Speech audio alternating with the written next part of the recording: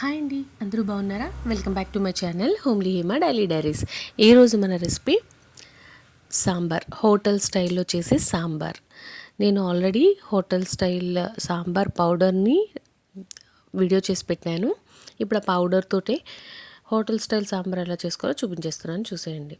ఇక్కడ నేను వంకాయ ముక్కల్ని, ములక్కాయలని, అలాగే సొరకాయ ముక్కల్ని, బెండకాయ ముక్కల్ని, టమాటాలని, ఉల్లిపాయ ఈ వీటన్నిటిని ఒక గిన్నెలో వేసుకొని దానికి సరిపడా పసుపు, అంటే 1 టీ స్పూన్ పసుపు, 2 టీ స్పూన్ల ఉప్పు, అలాగే ఒక ముక్కలు మునిగేదాకా వాటర్ వేసుకుని స్టవ్ ఆన్ చేసుకోవాలి. అంటే ఇవి బాగా బాయిల్ అవ్వాలన్నమాట.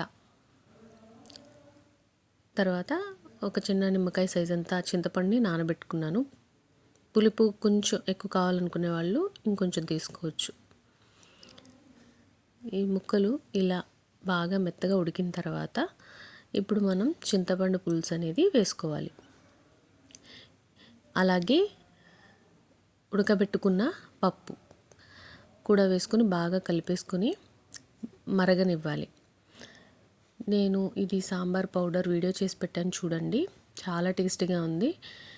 ఇది టిఫిన్స్లో కూడా తీసుకోవచ్చు అనమాట ఈ సాంబార్. సో ఆ పౌడర్ని ఇలా మరిగిన తర్వాత ఒక 3 టీ స్పూన్స్ వేసేసుకోవాలి.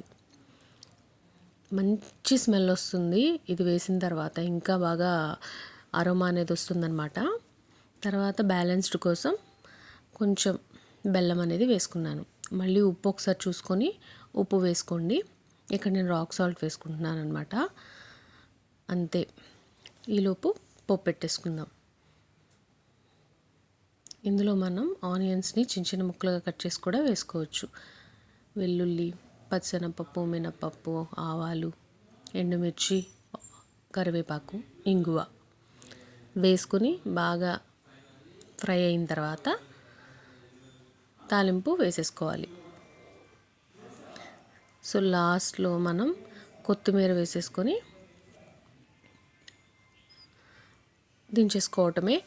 ఇది మొత్తం కలిపి మీకు ఒక 20 మినిట్స్ పడుతుంది, ఎందుకంటే మనకి బాగా పులుసు అనేది మరగాలి కాబట్టి.